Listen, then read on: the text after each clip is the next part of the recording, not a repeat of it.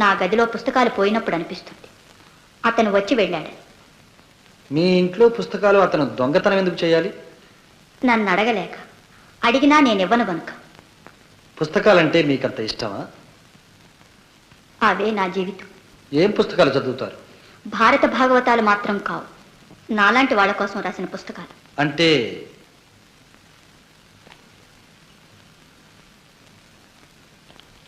ఇలాంటివేనా?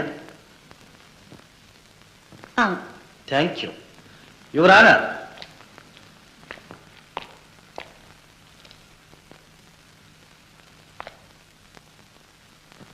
పంకజం గారు, ఇలాంటి పనికిమాలిన పుస్తకాలు మీరెందుకు చదువుతారు?